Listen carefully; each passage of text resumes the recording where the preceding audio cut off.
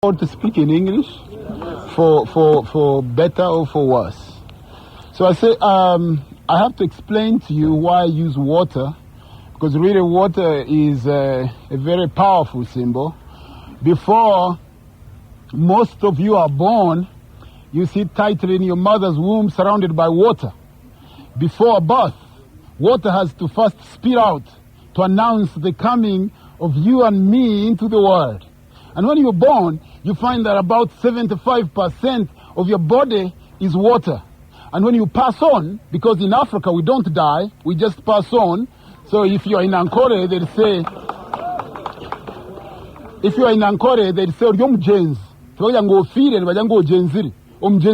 which means one who has gone. You also become water. In fact, if you have melanin, like you and I, you'll find that when you die, your melanin turns into that fine material that people kill each other for, called diamond.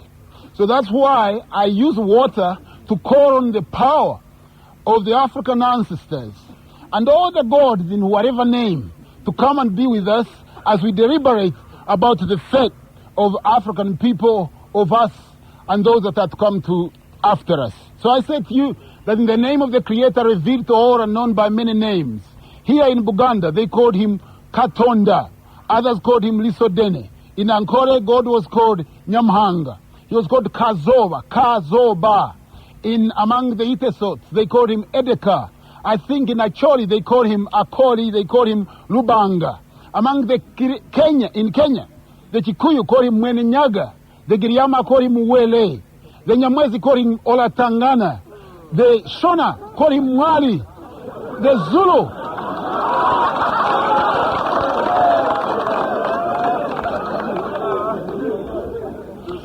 God is called in Zulu. They call him Unkulu Nkulu Nkosi Yamakosi. Among the Yoruba, they call him Oshun, Elegba, Bablawaye, Atum, Odudua, Oludumare. But because in the African context you can't have a god without a goddess, so he has his wife, Obatula. He was called Obiasin.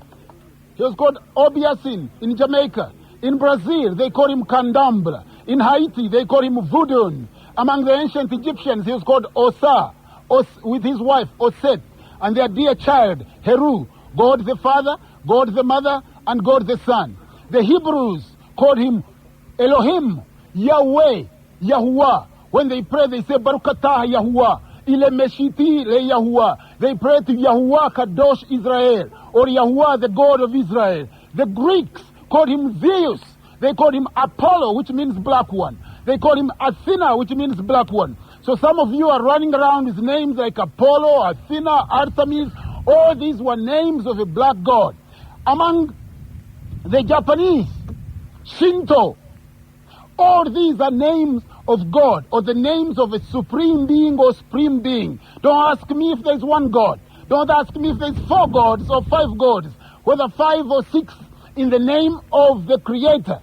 None in those names. In the name of the African ancestors, the Twa, that started at the foothills of the mountains of the moon, here in the land of the gods, where the god Happy dwells, and followed the Nile, at that time called Happy, from where you get the English word happy, followed the Nile up to Busoga, and sat down for a while. That's why Rukonjo is similar to Lusoga. Then they moved up into Nubia, what is present-day Sudan. It built the civilizations of Napata, and they built the civilizations of Taseti, went into Ethiopia, and out came Malawi, out came Nama, the Ethiopian king of kings that goes into Egypt, then called Kemet by the Africans, Egypt, or Ekupata by the Greeks, and started the civilization that would later become the light of the world. In the name of the Africans that they were first in Europe, called the Gromordi. In the names of the Africans that they were the first in England, called the Bika. In the name of the Irish Fomorian, the black people of Ireland. In the name of the Scotia of Scotland. In the name of African people that they were the first in Japan, called the Ainu, or the Masaba Negroes. In the name of the African people who were the first in China, known as the Semang. In the name of the African people that were the first in Australia, called by different names. Some call them Aboriginals. But who are the Aboriginals? These are the Kaheka, the Paripari, the Waramunga, the Ubuna.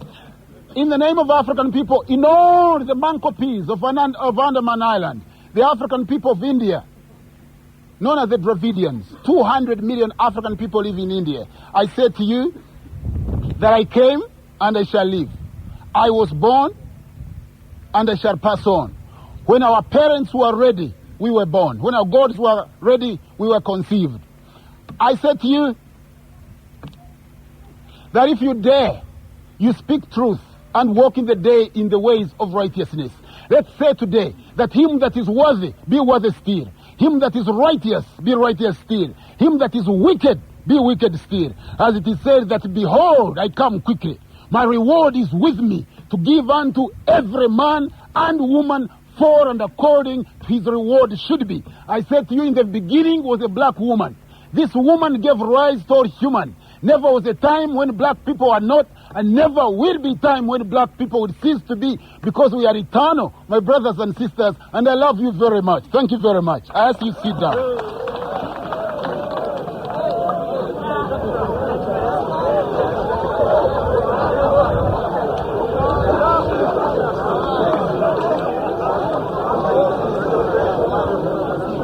It is indeed a great honor to be here.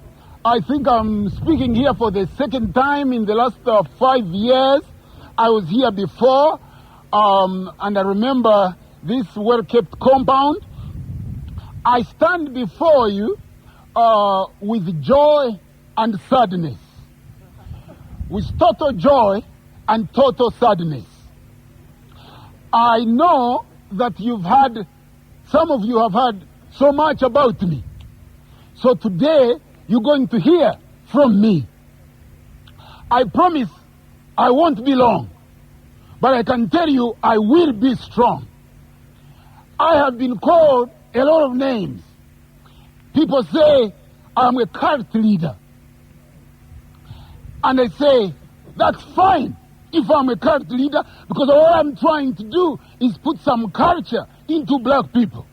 I am a Pan-Africanist cult leader who is trying to look for souls for the African rebirth and regeneration, or for the African Renaissance. Now, some people say that I'm racist. And I say, that is fine, because a person who plays the piano is a pianist. A person who practices art is an artist. A person who plays the violin is a violinist. So a person who fights for his race is a racist. And I'm not afraid of being called a racist. I know that for a very long time, white people have invented all these phrases that they use to put in the hearts and mind of black people, so that they quiver every time they hear a certain word being used to them. So if you're a white person and you speak like I speak, they say you are confident. If you're a black person and you speak like I speak, they say you're a radical. But I am happy to be a radical, because our situation is radical and it needs a radical solution and a radical speech. So I'm not afraid of being radical. Now, some people say I'm a black supremacist. And I say, that's okay. Because black people started from a supreme position. And I want to take them back to that supreme position. In other words, I want to pick a people that have been turned upside down and restore them right side up. That is what I'm seeking to do. So, today, I'll give you what we call a cocktail of black power. I know that most of you are afraid of black power. Most of you. In fact, not only are you afraid of power, but you're afraid of black power. You're not only afraid of black power, you're afraid of being black people. It is not good to be black these days, is it? So most people have devised different means of avoiding being black. Is that not true? Have you got a Miss Makerere here? No. You don't go to choose the most beautiful woman in Makerere? Yeah? 15 or 16-year-old thin, tall woman walking with high-heeled shoes, and you tell her to remove all her clothes so that you can examine her titopedia, the unusual accumulation of fat? Tell me it's true. Tell me it's true that you get your sisters and you auction them on an auction block and you choose as the most beautiful woman, a woman whose legs are no bigger than drumsticks. Is that not true? Is that not true?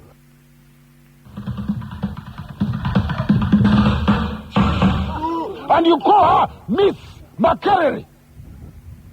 That Miss Makerere, can she give birth on her own without going to hospital? I know women who can give birth on their own. I know women who know about the art of medicine and even the art of surgery without coming to learn it at Makerere University. That Miss Makerere, how many species of plants does she know? How many species of herbs does she know? How do you get a 16-year-old and call her the most beautiful woman? What about your mother? What is she? What about your grandmother? What is she? What about your wife? What is she? What about your wife? Or your girlfriend? But you know, I delayed to call her your girlfriend because we don't call her girlfriend. We call her species half. Your species half. You've got to understand the African law of duality and polarity. The interrelationship between the male and female producing life. You've got to understand that in Africa, you had this symbol. This is the basis of Judeo-Christian Islam. You had the womb of the female at the top, the black woman. Remember, the word woman has two words. It means really womb of the man, woman. So you've got the womb of the man here. Then you've got the shaft of the male there. The interrelationship between the male and the female produced life. So in Africa, this was known as yank, the symbol of life. When this knowledge went to Europe, the European cut off the woman, and you have the male and the male. That is why you have a cross of one male with another male. Because you had God the mother, God the father, and together they form a child. Because in Africa, 1 + 1 is not always 2. 1 + 1 can be 3. If you have a male plus a female, they produce a child. So 1 + 1 becomes what? Becomes 3. Now,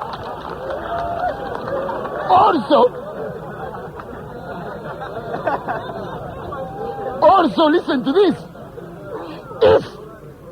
If you are a farmer, an agriculturist, and you have a garden, and in the garden you put one banana tree and a second banana tree, when those two banana trees produce, one banana tree plus another banana tree equals 4 or sometimes 5.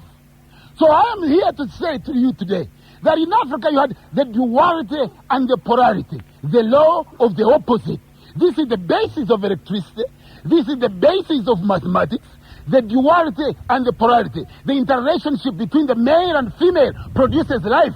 Actually, it is why you differ with the female that you fit most profoundly. Is that not true? Or you don't understand that? It is where you differ with the female that you fit most profoundly. You don't understand that? Oh, you don't need an understanding now. You need an overstanding. Right. So I'm saying to you, it is not now suitable to be black. Most people don't want to be black. Most people don't even want to recognize the institution that made blackness. That's why you have a Miss Makerere. In fact, you know the word miss, to miss something, and miss are both the same, isn't it? So when you have a Miss Uganda, she's not Miss Uganda, she has just missed Uganda. She's gone somewhere else. Yeah. So, The reason you don't want to be black is you don't have a deep understanding of your own blackness. I am flattered to know that this is the highest institution of learning in this country. Is that not true? Is that true? In Africa? Oh, that is amazing. Okay, let's just choose Uganda, or a country they called Uganda, so-called Uganda, because you know Uganda is not really a country. It's a name that the British coined out of thin air and took B from Buganda and made Uganda. In 1894, they took Kirinyaga and made Kenya. In 1913, also in the 1913, they went to the Niger area and organized a competition in the London Times to name a big area around the Niger and got Nigeria, the area around the Niger area, Nigeria.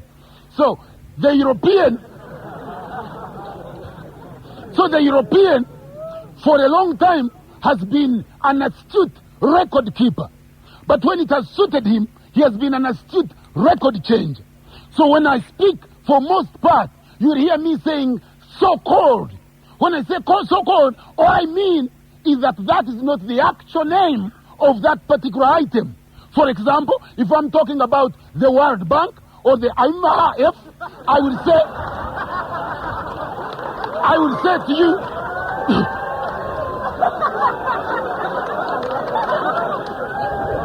I will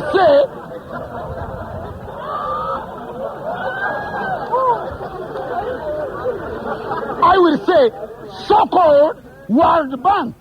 So-called World Bank. Why do I say so-called World Bank? Because for it to qualify as a bank of the whole world, it must be in Soroti and Gulu and Kitgum and Nabratuk and Nakapurprit and Kona Kamdini and Kona Chiraka. And since there is no World Bank there, it can't be a World Bank. I call it so-called World Bank, or I say European Bank. Now back to melanin. Most of you have no understanding of your blackness. But you are black. And in fact, most times we were told blackness is a curse. You've heard that? We are said we are the sons of Ham that were cursed. So they call us Hamites. And if you're Hamites near River Nile, which was called Happy at the time, they'll call you a Nilo-Hamite. Nilo-Hamites mean a Hamite who lives around the Nile. So they call you a Nilo-Hamite. So that if you're a black person and you know you're a Hamite, you know you're not a good person. In fact, they say, because you are a son of Ham, you are harmful. You are full of harm. So you are harmful. You've heard that word? Harmful? Harmful comes from harm. So if you have harm, you must be harmful. If you don't have harm, what are you? You are harmless. So you don't have any harm. Blackness, therefore, was seen as a curse. And I want to ask someone who knows how to read this very bad, very disorganized language called English, which is not even a language, it's a hybrid of so many languages. Store some words from Germany, some words from France, some words from other parts of the world. I've got all these writings by eminent historians, and I want to show you what they say about us. Can someone come and read for me, please? Some volunteer? Can I get a volunteer? Okay. Okay, please. Read for me from there.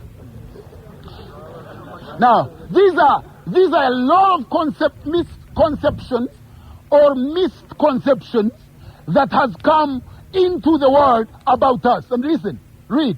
I believe in white supremacy. I believe in white supremacy. Until the blacks are educated to a point of responsibility. Until the blacks, you and I, are educated to the point of responsibility. Go on. I don't believe in giving authority and positions of leadership and judgment irresponsible people. I don't believe in giving power, position of responsibility to irresponsible people, irresponsible black people. And who said that? John Wayne. John Wayne was a famous actor, a famous white actor. You'll see John Wayne in what they call Indian movies.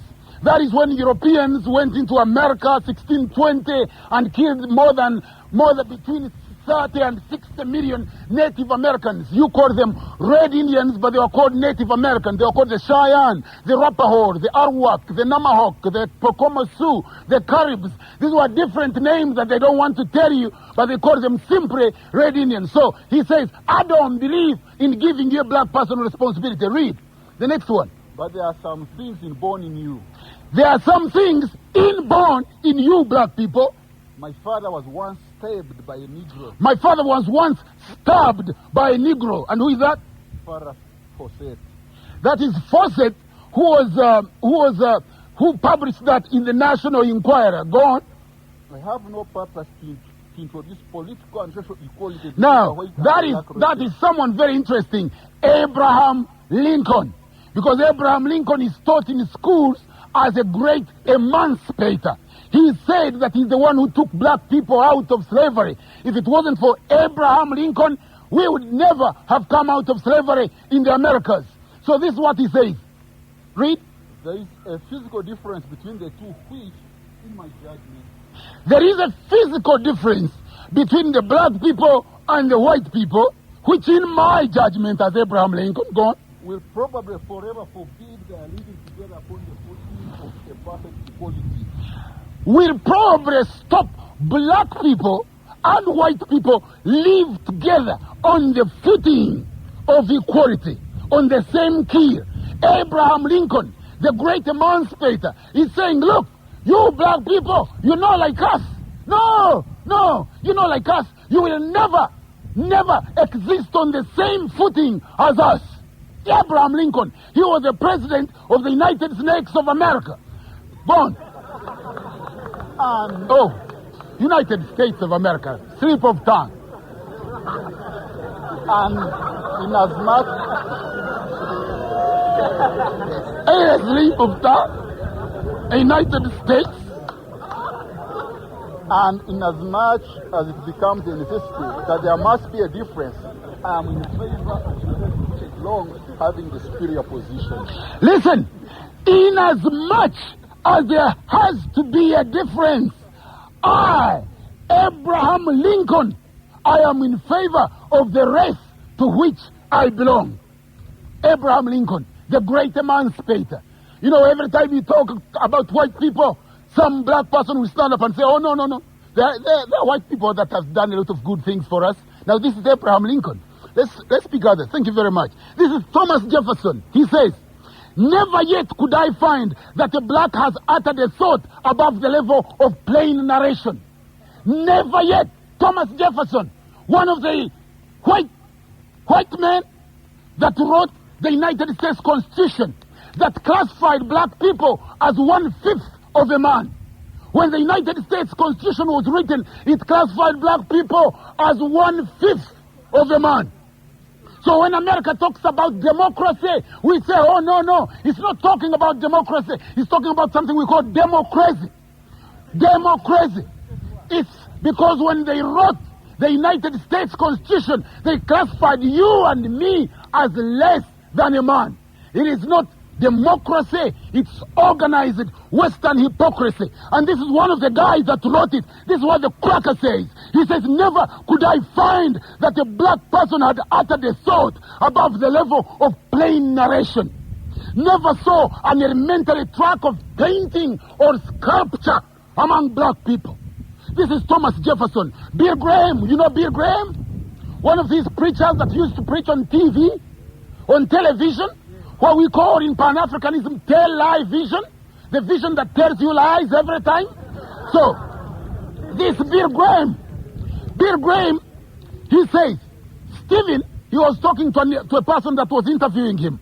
If it went for you wretched Britishers, you wouldn't have any Negro in this country anyway. We wouldn't have this mess. If it wasn't for the British that initiated slavery, there would be no black people in America that have brought a mess there. This is a man of God who was caught with a prostitute in his bed, as he tried to give him the water of life, just like Jesus did to that Samaritan.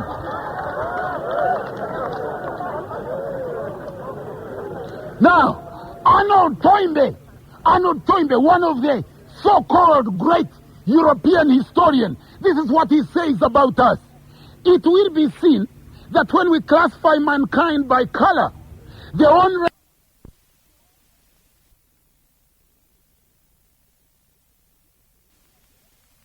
civilization is the black race.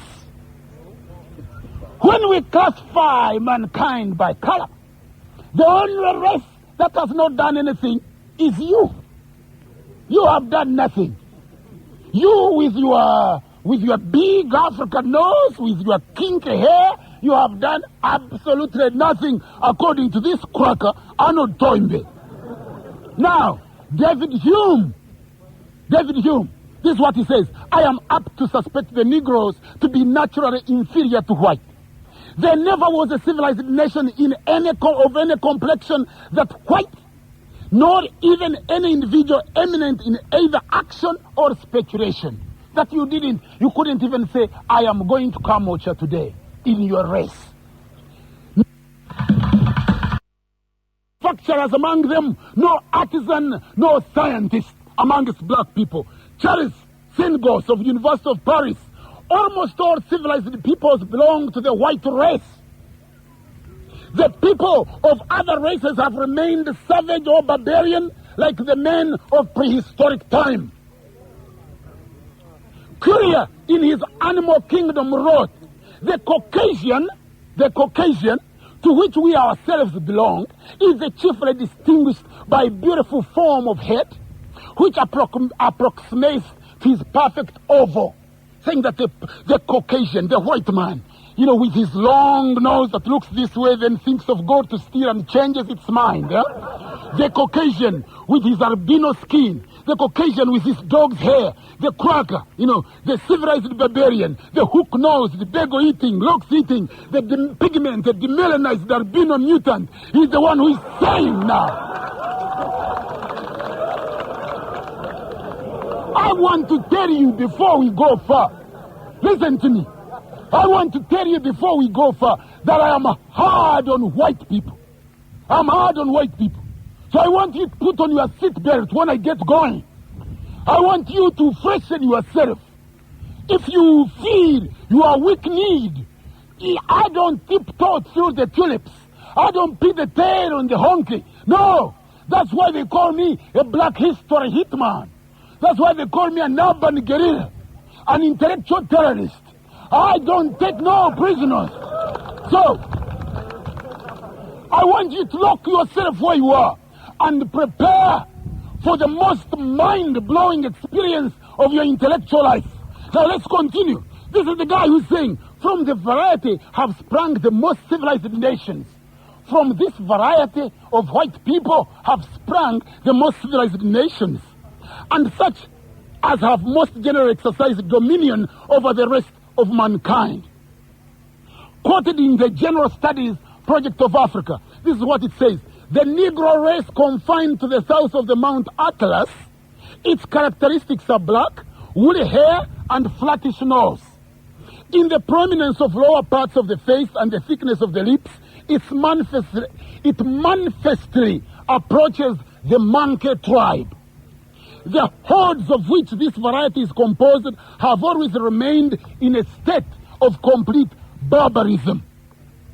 Now, Hugh Trevor Roper, The Rise of Christian Europe, this is what he says: it is European techniques, European examples, European ideas which have shaken the non-European world out of its past, out of barbarism in Africa. I could go on and on reading about what white people have written about us, how bad we are, how we've never done nothing, how we are cast out of the table of nations. That is why it is not surprising that in the world of today, you don't want to be black. And then You don't even know that your blackness is not actually a curse. It is an advantage. I want every one of you to touch his skin like this. I want you to touch your skin. What you are touching is what they call melanin. Melanin. Melanin is the most powerful substance that you could ever hope for. Melanin can't even be equated to gold, can't even be equated to silver, to diamond.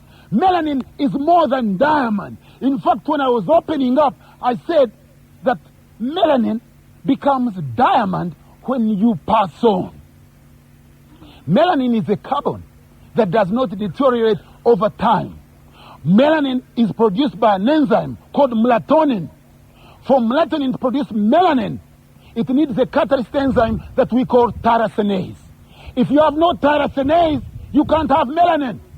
You can pray to the Creator for melanin, but the Creator will send you skin cancer. Melanin. If you understand nothing about what I've said, if you remember nothing about what I said today, I want you to remember melanin.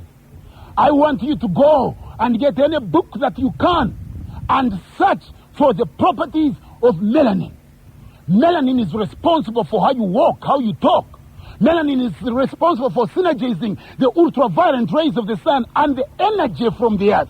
So if you are standing here with a white person and lightning struck, it would pick the crack and throw him there, and you'd remain standing blessed of the sun. That is called melanin. My friend, you know nothing about melanin. You haven't heard nothing yet. Melanin is responsible for healing. When you cut a fruit, immediately the fruit begins to darken because it's healing itself, replicating out of the 56 trillion cells in your body. The one really responsible for organizing them together with all your DNA and RNA and all the other stuff is melanin. That is why when you have a wound and it is healing, it darkens. When it darkens, you know melanin has got the situation under control. Melanin controls your aging process. That's why your grandmother, at the age of 96, is still able to bounce a clay pot and walk so many miles. That aging process is melanin. Other people who have no melanin don't age like you. That is why in America, the biggest craze now is called melatonin. I said melanin is produced by melatonin and tyrosinase. Now, in America, in Europe, the biggest craze is melatonin tablet. It is melanin that gives you, the black person, your black skin. Your black skin. It is actually melanin that tells us we were the first people on earth. Why? Why do I say that? Because from your elementary biology, you will know that black genes are dominant and white genes are recessive. True? Black genes dominant, white genes recessive. So when you get two white goats and intermarry them with a black goat, you can't produce a white goat. No, you'll produce a black goat. If you get a black chicken and intermarry it with a white chicken, you'll get a black or brown chicken. No white chicken will produce a brown chicken. No white goat will produce a brown or black goat. No white cow will produce a brown or black cow. But a black cow will produce a brown cow, yellow cow, or any type of what have you cow. This is dominant genes. Dominant genes. If a white person marries a black person, God forbid. But if that happens at birth, the child that is born looks white. Most children are born looking white. As they step there and the sun begins to hit them, they begin to darken down because of melanin. Particularly when that beautiful sun begins to hit against their body, and then the body produces melanin. So when that child between a white person and a black person is born here, and that scorching sun hits them, the nose will become white like taking hot air. The body will produce more melanin, and the hair will become good, just like mine. This is called phenotype adaptation. Phenotype, as opposed to genotype adaptation. Melanin. Without melanin, there'd be no black people. No two white people can produce a black person. No two Chinese can produce a black person. No two Asians can produce, no two Indians or Indo-European, no two Asians, because there are a lot of black people in Asia, can produce a black person. But you, a black person, can produce any type of person. You can. You produce that person as an albino. I am here for those of you obsessed with whiteness. I am here to tell you that in biology, in genetics, a white person is an albino. Exactly albino. Now, I don't want to put anybody on the spot. You can go and apply your jig on your face and try to reduce all your melanin. You can have your Coca-Cola feet and your Fanta face. You can go and get your beautiful hair. You know, black people are so beautiful. It's strange. You know, you black person with strong hair. You know, hair is made up of dead keratinized cells. Keratin is a form of protein, so you know it grows. So this keratin gives you the curly, strong shape. So black people's hair is called woolly hair. It's called kinky hair. It's called peppercorn hair.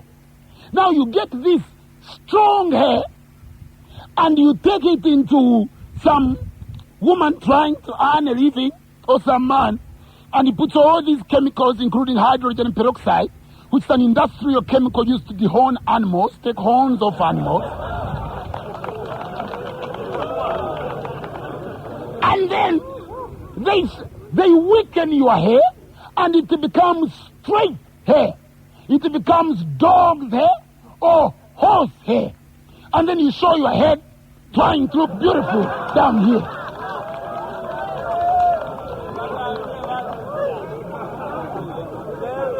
What do we call that, my brothers? What do we call that, my sisters? We call it a system of denigration. We call it a system of menticide. Genocide is the murder of the body. Menticide is the murder of the mind. Genocide is the murder of the body. Menticide is the murder of the mind. Why are you taking yourself through that system of menticide? You're taking through the system of menticide because you don't know who you are. You don't know your blackness. You don't know the advantage of your melanin. Francis Cress Welsing, one of America's leading clinical psychologists, wrote a book called the ISIS Papers. Called what book? ISIS Papers. ISIS was a wife of God. In ancient Africa, particularly in Egypt and Ethiopia, you had God the Father called Osa. The Greeks called him Osiris. God the Mother called Oset. The Greeks called him Isis.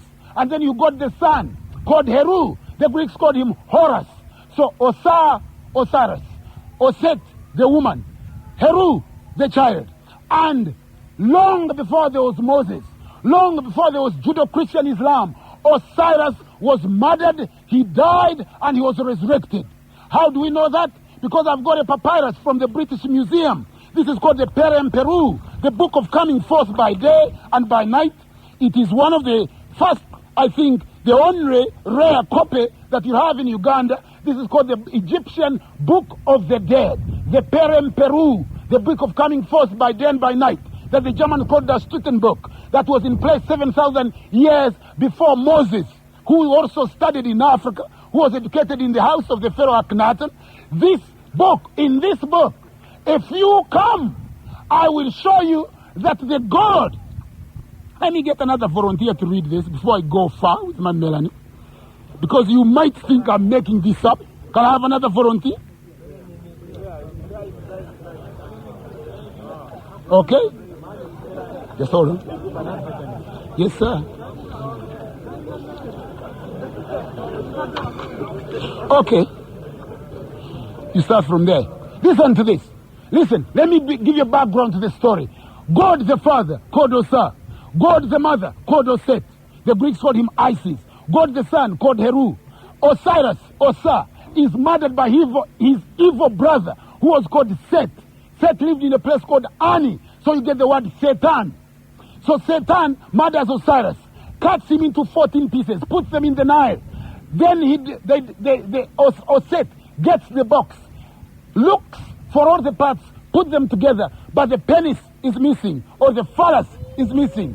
So what does he do? He uses the power of the word. He makes a monument called the Tekken, a big monument, uses the power of the word to resurrect Osiris. Resurrect Osiris. And they make many of these monuments. One of the monuments now was taken by the Europeans. It's in front of St. Peter's Square, just where the Pope says Mass every Sunday. Every Sunday the Pope says Mass in front of the Tekken, which is the representation of a black god's phallus. The other, yes, I'm a historian.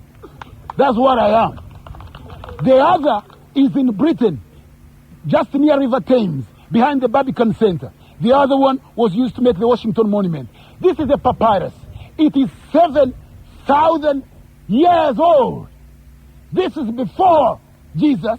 This is before Moses. This is before Ibrahim. Ibrahim. Read from there. This is the story of the sufferings and death of Osiris. Osiris. Osiris as told by Plutarch. This is the story of the suffering and death of Osiris as told by Plutarch. Go on.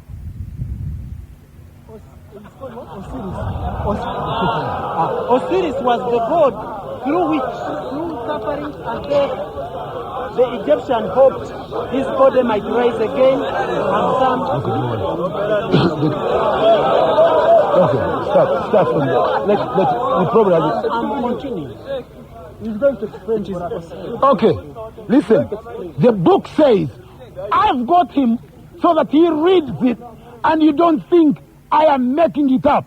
That's why I came with books. I don't travel with books. I don't need books to prove my point. I don't need them. But I might be talking about books that are not in your library, where they bury all the lies. So because they're not in your life. Listen. If I talk, listen to me, my brothers and sisters. If I talk about a book that you have never seen and you go in your library and you can't find it, you'll probably think I'm making it up. So that's why I've come with a book to say, look, it exists, but you've never seen it and your library doesn't have it. That's the purpose. That is why I want him to read, so that you know what I'm talking about is not coined from thin air. Read.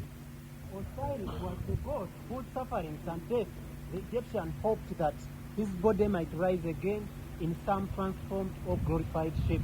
Osiris was the god through whose suffering and death the Egyptians hoped his body might rise again in some glorified shape.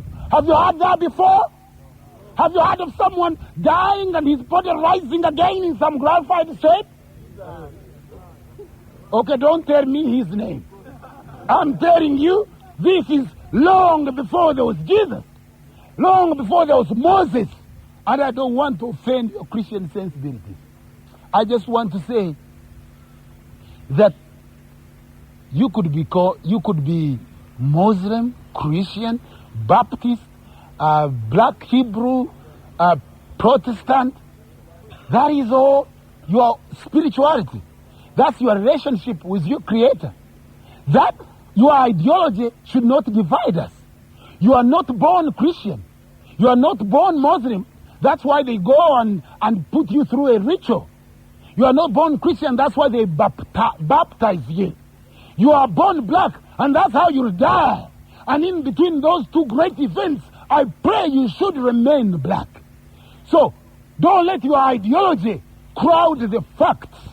I have come here to give you an inkling of the black story. I can talk about us all day long. And if it's all day, it's okay. If it's all night, it's all right. That's why I brought this piece from the papyrus of Ani to say this exists. Read. Unto him who had conquered death. Unto him who had conquered death and become king of what? Of the other world. And become king of the other world, the Egyptian appeared in prayer. Have you heard of someone else who has conquered death? Now, thank you. When he continues, he says, later in the 18th dynasty, I've got to read this very quickly, Osiris is called the king of eternity, the Lord everlasting, who traverses millions of years, the duration of his life, the firstborn son of the womb of Nut, begotten of Seb, the prince of gods of men, the god of gods, the king of kings, the lord of lords, the prince of princes, the governor of the other world. Have you heard all that before? You haven't heard of the king of kings? Lord of lords? You've heard this. Okay. These were stories that were in Africa 7,000 BC. Now back to your melanin. Francis Cress Welsing, in his book The ISIS Papers, teaches us that every white person, that white people hate black people. What did I say? White people hate black people. I can't hear you. What did I say? He said the reason white people hate black people is because white people are not black people. What did I say? Okay, let me repeat this. He said the reason white people hate black people is because white people are not black people. He says if you know this about white people, you need not know anything else. But he says, if you don't know this about white people, everything else about them will confuse you. Now, back it up. Is that true? That every white person wants to be black? Francis Cress Welsing teaches every white person wants to be black. Not some white people want to be black. Every white person wants to be black. Francis Cress Welsing teaches every white person lies in the sun trying to look like you. Francis Cress Welsing teaches white females wear dark stockings trying to have a leg like a black woman's leg. You know all these black stockings they wear? Francis Cress Welsing says every white person when she wakes up, male or female, they wear cosmetics trying to look like you. When they are doing all this, putting it all here and all there and all over their body, putting cosmetics. Cosmetics is aimed at what? Adding color to pale skin. Francis Cress Welsing teaches white people now, particularly white female, are injecting themselves with melatonin so that they can have flesh lips. And they're injecting their behind so that they can have phytopedia, the unusual accumulation of fat on the black woman's behind. France.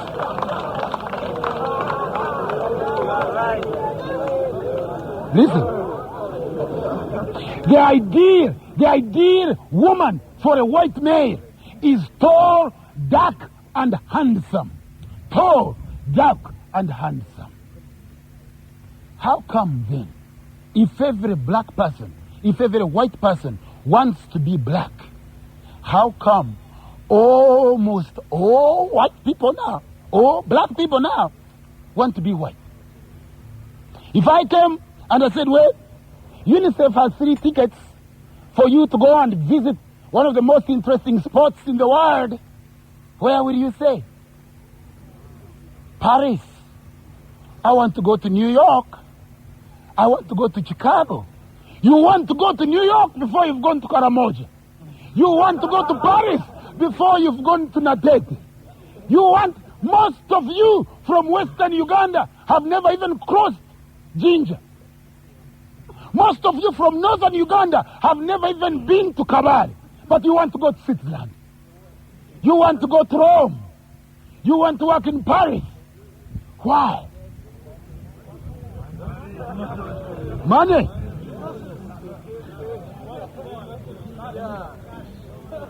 My brother, it's not about money. It's not about money. You know why? Because white people make money. They print it. Where do you think your Uganda shilling is printed? Where do you think your Kenya shilling is printed? Your Sudanese pound, where is it printed? Your Nigerian naira, where is it printed? Your dalase from Gambia, where is it printed? The Zambian kwacha, where is it printed? Your South African rand, where is it printed? All the money in these countries is printed by Europeans. Uganda does not print its own money. If white people wanted our money, they would print it. That's all they do. It is not about money. It is about your melanin. Okay? Back it up. In 1492, a white man named Cristobal Colon, whom they tell you was Christopher Columbus, but he was not Christopher Columbus, and he was not Italian. No, he was a Spaniard. He changed his name because the Jews were being kicked out of Spain by Ferdinand of Aragon and Isabel of Castile. Now, Cristobal Colon sailed looking for America. No, looking for India. He got lost. When he got lost, they couldn't even say he got lost. They said he discovered America. You know that? They said he discovered America when he got lost. But when the white people in 1942 searched all around the world, everywhere they went, they found black people. Everywhere they went.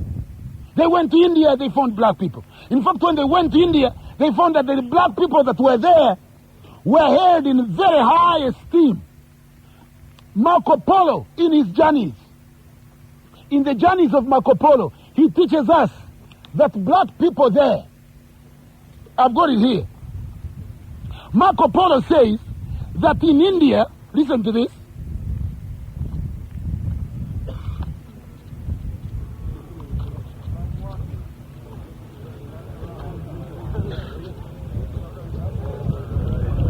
here is the most highly esteemed and considered better than the others who are not so dark. That's the writing of Marco Polo, 1293. And he says, let me add that in every truth, these people portray and depict their gods and their idols as black and their devils as white as snow. That's Marco Polo. That is not Kaihura Nkuba. That is Marco Polo. Marco Polo was a white man. Marco Polo was from Italy. Marco Polo writes and he says, let me add that in every truth these people portray and depict their gods and their idols black and their devils white as snow. For they say that God and all the saints are black and the devils are all white. That is why they portray them as I have described. There are 200 million African people in India.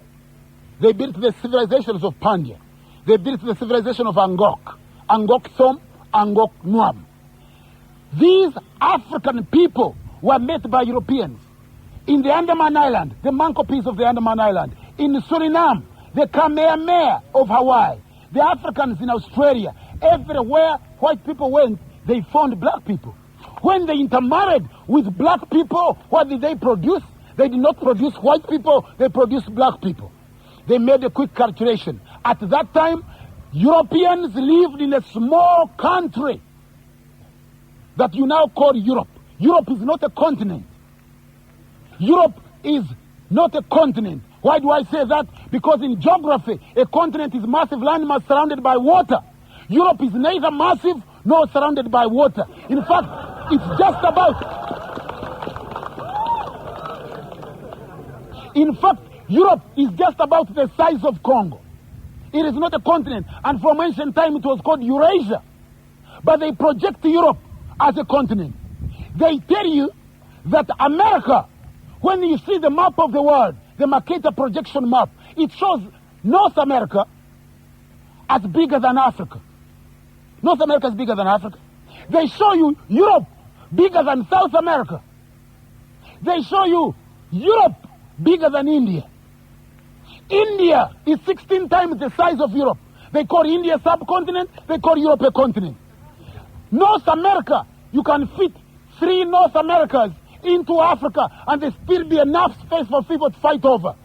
But when they show the map of the world, they show you America bigger than North Africa.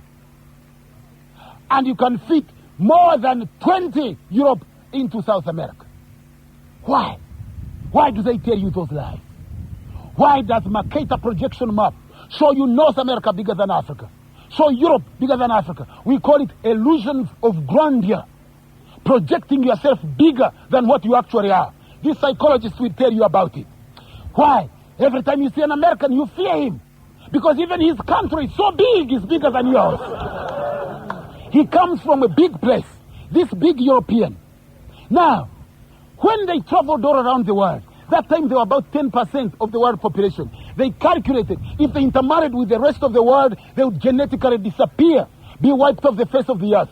So they put in place a system of global white supremacy that militates in the area of law, of politics, of labor, of land, of sports, and law and finance to keep white at the top.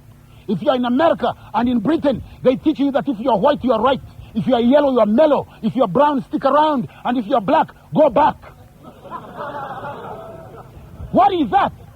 That's what I was talking about, dominant genes and recessive genes. White is supposed to be at the top in everything, including sports. How many of you pool, the pool table, where all the strong black men disappear now every evening? They're supposed to be intellectuals, using their intellect, actual intellect, intellectual. But when it comes to the evening, they go to all these places, sit down drinking, putting all the toxins in their head, blocking the flow of brain messages between the left side of the brain and the right side of the brain. They tell you, you know a beer called chairman? Yeah? They say, the chairman. Right? But if you drink chairman, you won't be sitting on the chair. You'll be staggering, falling off it. Now, when, you know billiard pool? You know billiard pool? Pool. In billiard pool, you have balls. And the balls they are talking about are these balls. Black men's balls. Those are the balls. On the pool, you've got balls.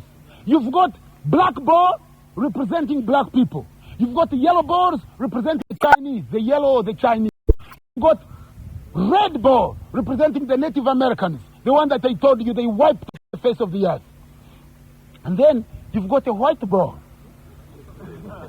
representing white people. Now, listen to this. To win, what happens? The white ball, and then they are playing on a table that is green, which represents the whole earth. Green. The green we are fighting for. You know the green movement? Yeah, you are fighting for the environment. You know, I want to save the leopards, the rhinos, and the lions, so that the lion should have 200 miles, and you should have none. Yeah? Protecting the environment. The green. To win, the white ball knocks all the colored balls under the table. And they tell you what? You're saying it's not true? It is true. And what is the ball that is hit last? The black ball. The black ball. Now, you listen to me. Listen to this. In fact, they have an expression that says, don't get caught behind the black ball. Don't get caught. Why? Because they knocked out the red. The Native Americans were wiped off the face of the earth. When the Mayflower, with all the thieves of Europe, the so-called Pilgrim Fathers, landed on Plymouth Rock, 1620, The people that showed them how to grow corn were the Native Americans, the so-called Red Indians that were not red at all, the dark-skinned Native Americans, the Rapahors, the Arawak, the Namahoe, the Cheyenne, the Carib, the Pocomo Sioux, all of them. They taught them how to grow corn. When the corn was ripe, they had a feast called the Thanksgiving. Then they embarked on a warpath and wiped them off the face of the earth. They didn't make it. They were more than between 30 to 60 million Native Americans when Europeans got there in 1620. About the so-called Mayflower that should have crashed in the ocean. I don't know what happened. Now, there are less than 100,000. From 30 million to 100,000. All living in reservations. So, on that poor table, they knocked them off the face of the earth. Then they dealt with the yellow plague, the Chinese and all this. Now they are on us. That is the great theory of color confrontation. White has to be at the top. So that when you go for law, the seat of judgment for the whole world is the so-called International Court of Justice in The Hague. Labor, the seat of labor in the whole world is with the people who are not laboring at all now in Europe. The United Nations that promotes democracy, the most undemocratic institution. The United Nations is the most undemocratic institution. In the United Nations, you've got the so-called the General Assembly. Everybody can go, everybody can talk, can spend the money that they bought from whatever. And then you've got the Security Council that governs the United Nations. And you have white nations, permanent members, permanent Britain. Britain is almost the size, it's not even the size of Uganda. Britain, the so-called United Kingdom, every day tearing itself apart. Britain, France, America, permanent seats. Permanent. Law, sports. Some of you were looking at Cameroon and all these countries. When they call the World Cup, they've got every country in Europe, including countries you've never heard of. San Marino. Imagine San Marino. Britain, which is one country, has 5 teams. It has Scotland, it has Wales, it has England, it has Northern Ireland. But Africa is given 3 teams or 5. White people have to remain at the top in the game of white supremacy. In everything, you pick anything and tell me. So, the music. Just think of music. Music is a good example. Rock and roll. You know rock and roll? Segelman. In 1956, in Alabama, he saw black people dancing. What you call here the twist. No, dancing. I said, look, what are they doing? They look like they are dancing and roaring. Because of segregation in America, black people are not allowed to appear on television. So they'd sing the music in the background, and white people would come and hold the microphone and start dancing. Now they have hijacked rock and roll. They have hijacked soul, the soul of the people in bondage, a soul of the people in pain. They have hijacked hip-hop. They have hijacked jazz.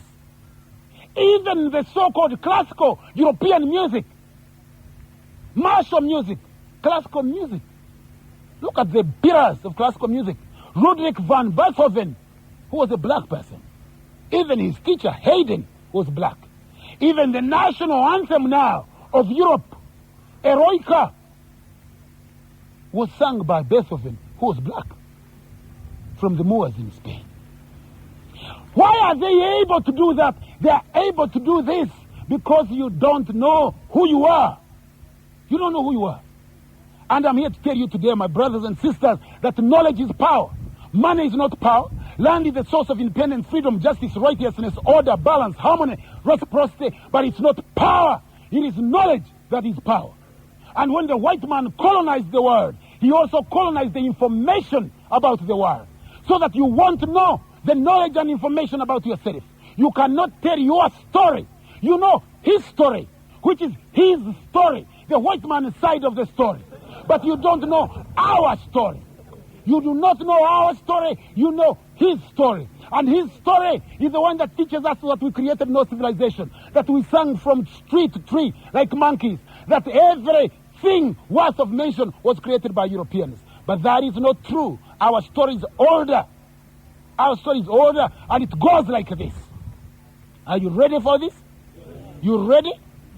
Okay, you put on your seatbelt now. I'm going to be traveling at the speed of lightning because I've got a short time to peruse, to give you a panorama, a sneak view, a tickling of how vast and expansive our story is.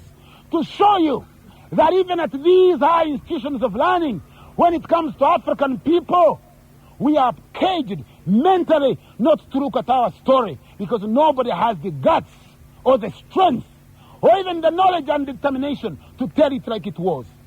Humanity started here in Africa. Humanity started in Africa. There were 6 stages of human development as humanity progressed. The first stages are known as Australopithecines. Australopithecines is Greek, which means thousand-based. Thousand-based ape man. The oldest Australopithecine was found in Africa. And you have these stages: Australopithecus robusta, Australopithecus gracilis, Australopithecus afarensis, Australopithecus ramidus. Australopithecus ramidus is the oldest of the human species. Oldest of the human species. It was discovered, in fact, more recently, in I'll speak, and then you can speak later. Is that okay? It was discovered 1996. Donald Johansson, Australopithecus ramidus. Before, and it was carbon dated 5.5 million years ago. What do I mean carbon dating? I mean every living tissue produces carbon-14. Carbon-14 is radioactive. You can test the radioactivity to get the age. If you can't use radiocarbon dating, you can use organ dating. What do I mean organ dating? I mean also every living tissue produces organ gas. So you can blast this in an organ blaster. As it releases organ gas, you date it. In fact, you can measure it specifically. Now, dating techniques have become so precise. So you've got even molecular biology. Molecular biology goes into what we call mitochondria DNA. Because you know you've got nuclear DNA and mitochondria DNA. The nuclear DNA you inherit from your father and your mother. So you've got 2 segments that sit on your chromosome. The nuclear DNA from your father and from your mother. But mitochondria, mita is Latin for mother. Mitochondria is only inherited through the female. So you get people like Rebecca Kahn from Berkeley, California, from Segerman and Springer from the British Museum that got all the wombs of women in the world. 400 ethnic communities, and they took their womb and they used the method of mitochondria DNA and concluded that the first woman, whom they called African Eve, came from here, from Congo, from Uganda, whom they called African Eve, or the Khoisan, or the Hottentot Venus. So, when I'm talking about the age and I'm saying this is 6 million years or 5.5, don't say how do you know.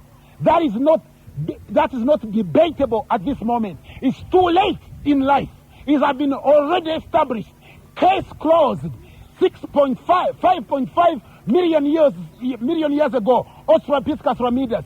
The Australopithecines were in Africa, and Africa alone. Who was living in Europe 5.5 million years ago? No one. In Asia, nobody. In America, there was nobody. Then you go to Homo habilis. Homo habilis discovered by Leakey and his wife. Here, not very far, old Gorge. Preconsul was discovered in Lake Nyanza, so-called Lake Victoria, 2.5 million years ago. From Preconsul, you got from Homo habilis, you got Homo erectus.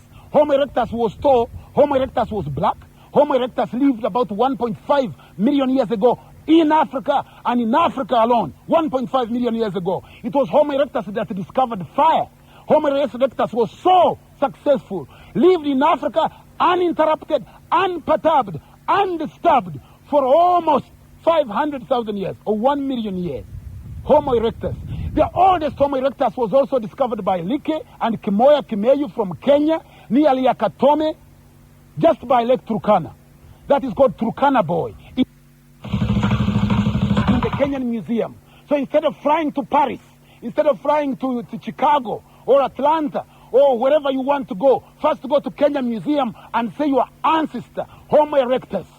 The oldest Homo erectus in Africa is 1.5 million years.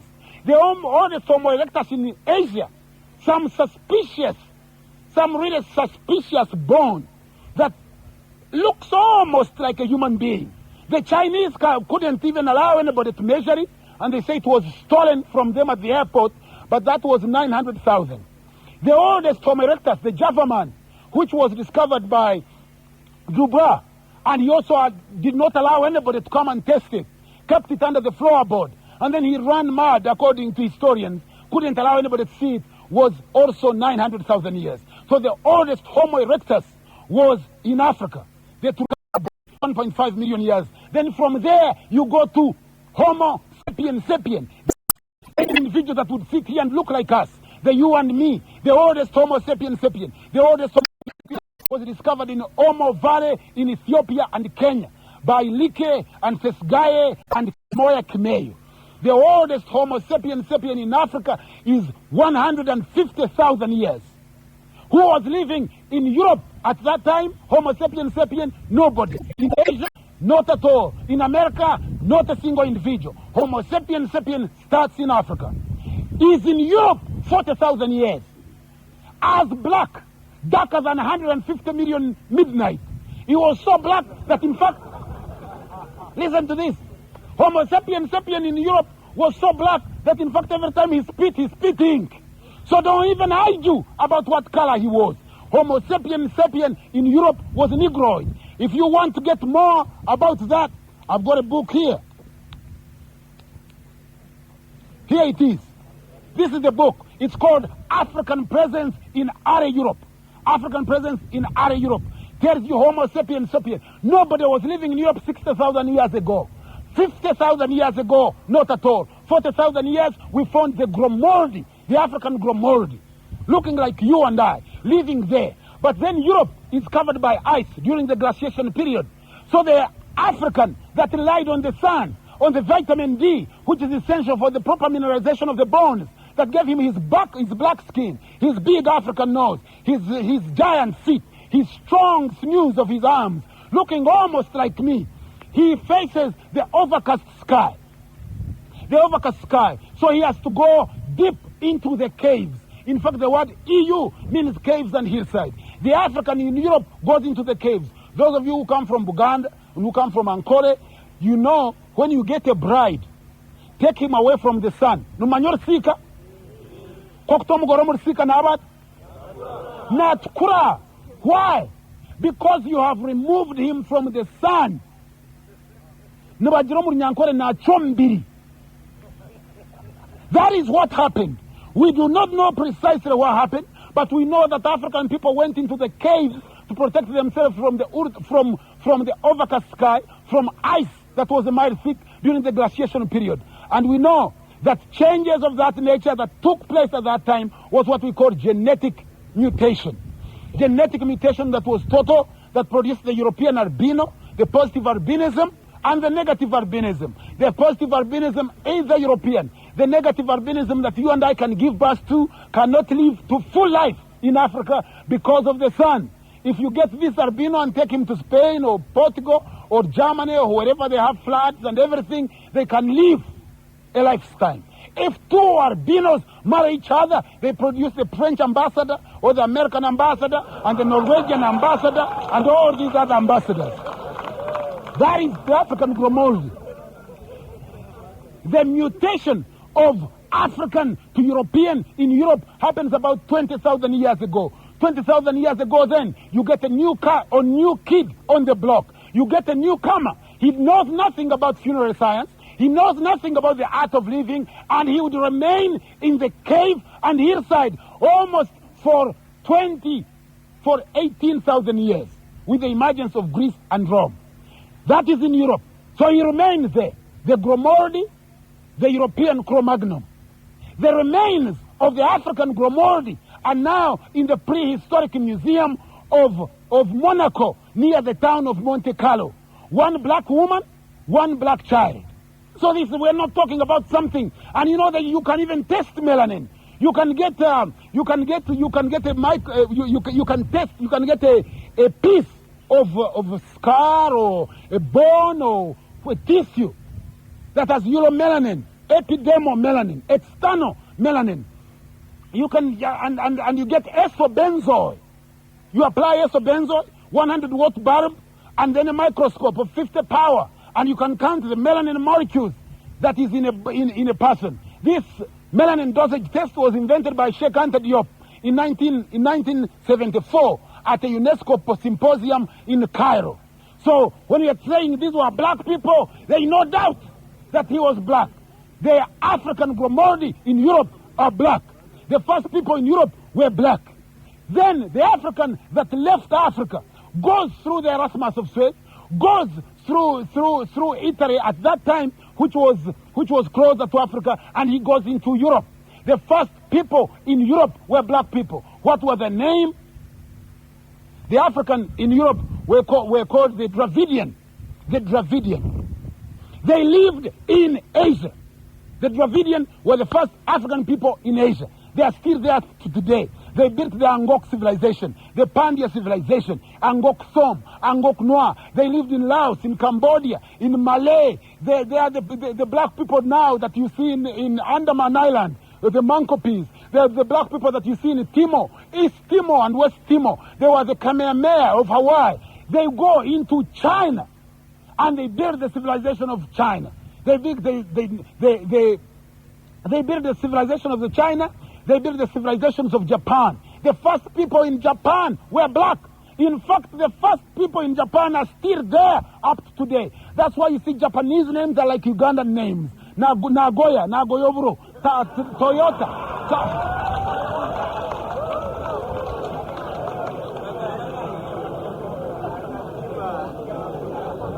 They were Kato. You haven't seen Takahara. Takahara, Nakamura.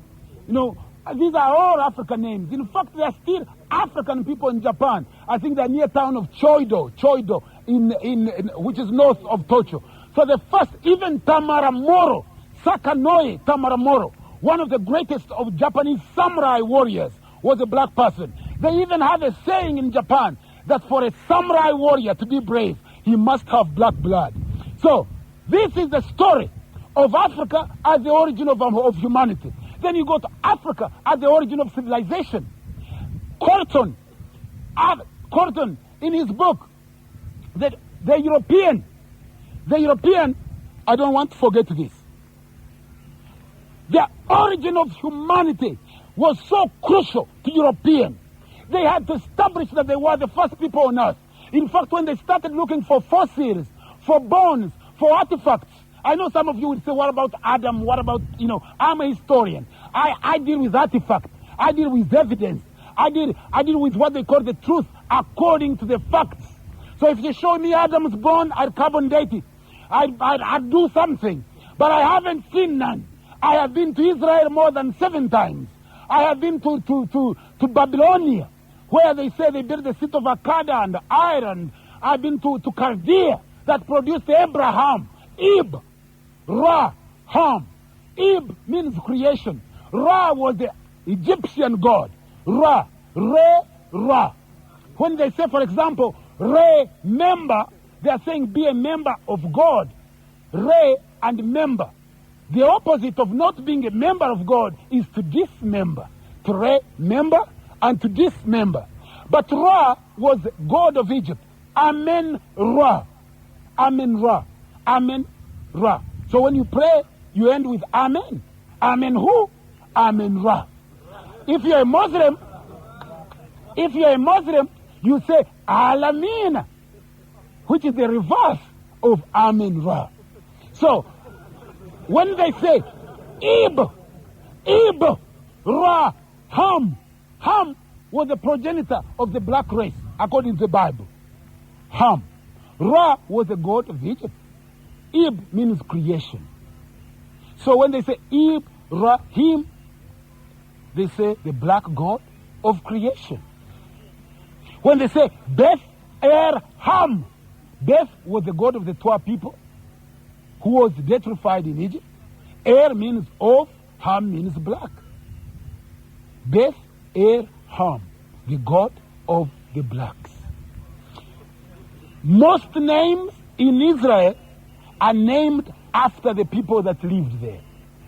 So Abraham, for example, grazed his cattle in a place called Bathsheba or Beersheba. Bat means daughter of. So in Israel, if you are Kazriel, they say Kazriel ben Yehuda, Kazriel son of Yehuda. If you are Jesus, they call you Jeshua ben Joseph, Jeshua son of Joseph.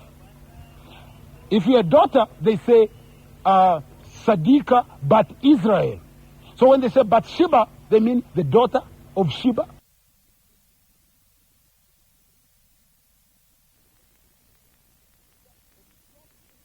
Of Ethiopia.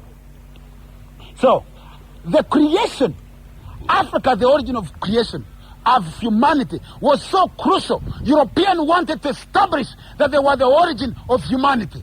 What did they do? How did they bury the story? They buried it in two ways. In fact, in 1912, in what year?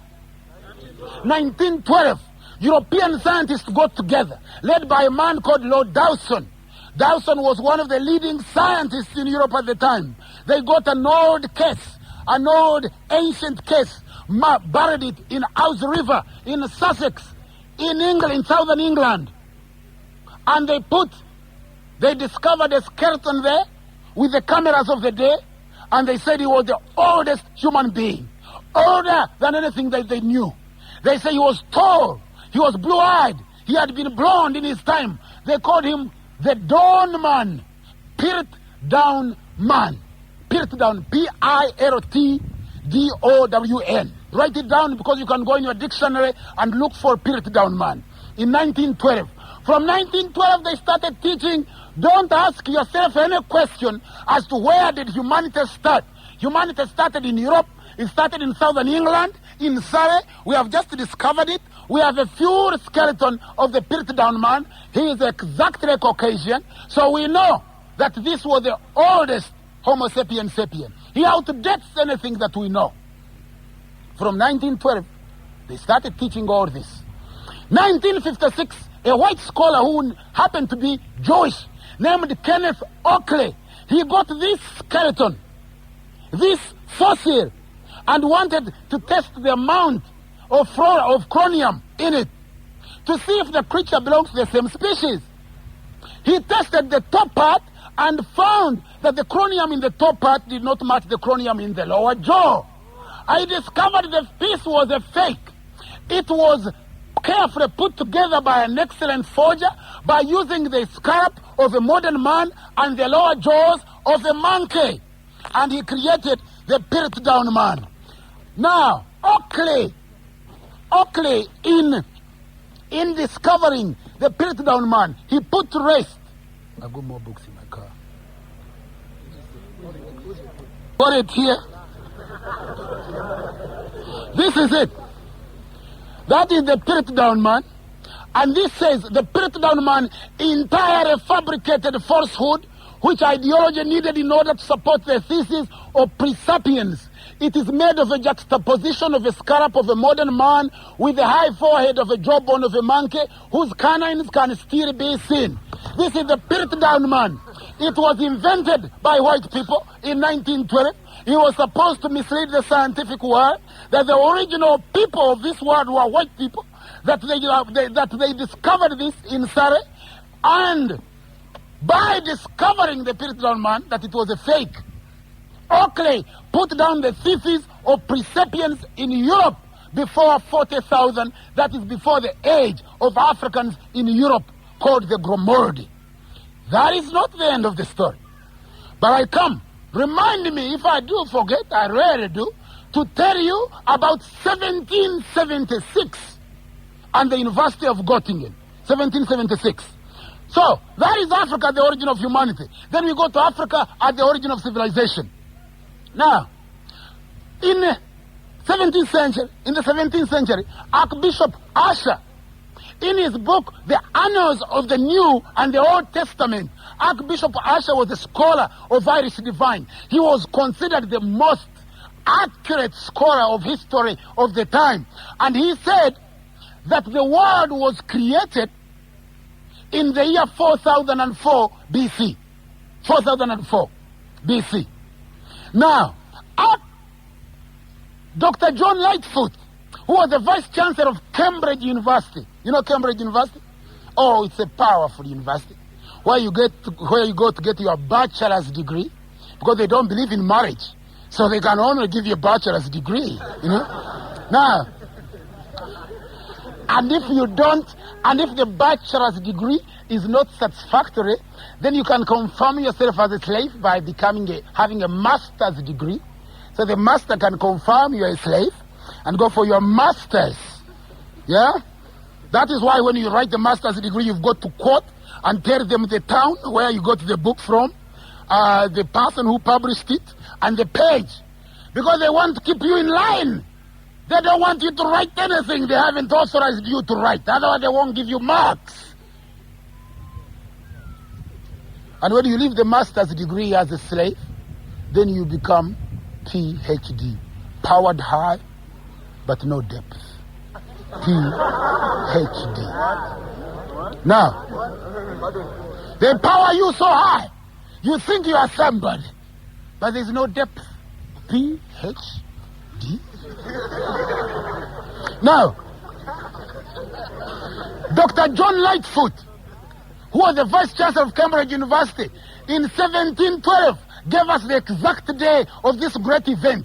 According to Dr. Lightfoot, who was a heavy foot in the history of the time, he said the world was created at exactly 3 o'clock, October 4th, 4004.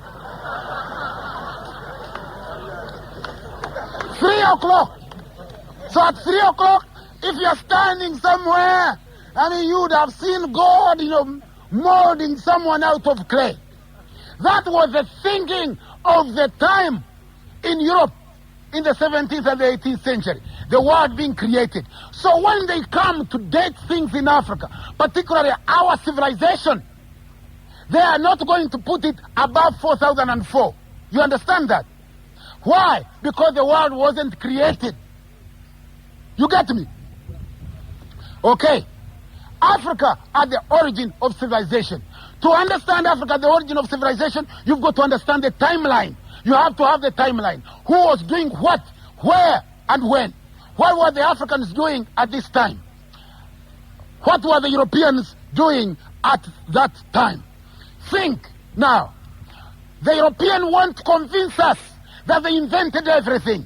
The European wants to tell us that they stand high and tall at the fourth floor of human history, that they were the people that got everything going, that they were the first to speak, the first to write, the first to give us poetry and alchemy, astronomy, the first to map up the stars and everything, that they did this. Yet, the origin of European thesis is what? Is Greece and Rome. True? Greece and Rome. Greece is the oldest civilization in Europe. Rome comes after it. The oldest script from Greece is written by a fictitious character called Homer. Fictitious character. There is no evidence that this guy existed. Homer.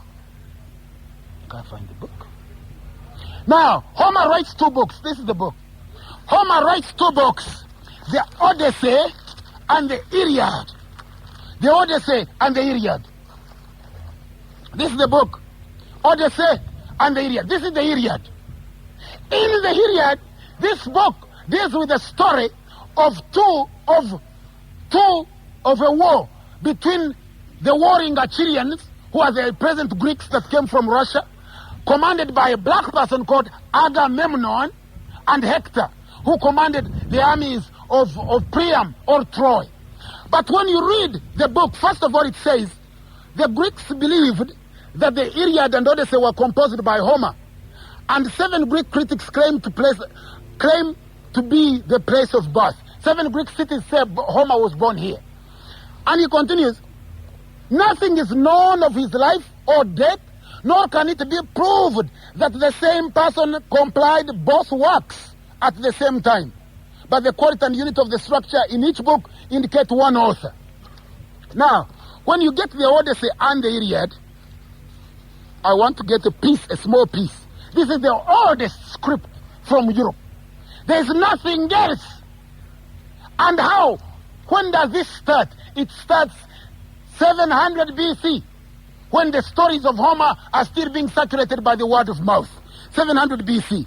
Now listen to this. In this Iliad, listen, it says, however, I will go to the snow-capped Olympus. The Greek gods lived on Mount Olympus. They fought amongst each other, the gods, quarreled, caused mischief, stole from each other. The Greek gods, according to Homer. And they lived on Mount Olympus. And he says, to tell Zeus the thunderer, as this myself, and see whether I can move him. Meanwhile, stay by your gallant ship. Keep up your feud with the Achilleans and take no part in the fighting. Yesterday, I must tell you, this is Homer. Zeus left for the ocean stream to join the worthy Ethiopians. Zeus left to join the worthy Ethiopians at a banquet, and all the gods went with him. This is the oldest European script, and even the Greek gods, all of them come to Africa for food. Can you believe that? The oldest script that the European can put forward is 700 BC. And what do we see there? We see the gods that disagree, fight, kill each other. The only thing they agree is to come to Africa to eat. Odyssey and Iliad. Herodotus is called the father of history. The father of history. We are dealing now with Africa at the origin of civilization. If I'm going too long, you can tell me to stop. You want me to stop? I have got time. Have you got time? Okay. Now listen to this. This is Herodotus. He is called the father of history. These are classical European scholars. Classical European scholars. So we go back to the source. What did Europeans write about African people before these modern racists, modern white supremacists, modern crackers started telling you and me that we created no civilization? What did they say? First, we go to the Iliad, the oldest script from Europe. What does it say? It says where for 12 days Greek gods would come to Africa begging for food. Have you got any food over there? Gods, not ordinary people. Now if gods come begging for food, what are the ordinary people going to eat? You have to ask yourself the question. Now, this is Herodotus, the father of European history, as he's called. He says, he's talking about medicine in Black Africa. He visited Egypt, visited Ethiopia, visited Nubia. He says, the practice in medicine, they split into separate parts, each doctor being responsible for the treatment of only one disease.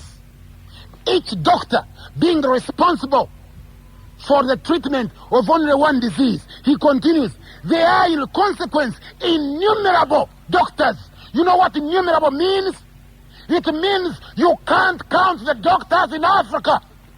That's why he's saying, this is the most literate of the European classical scholars.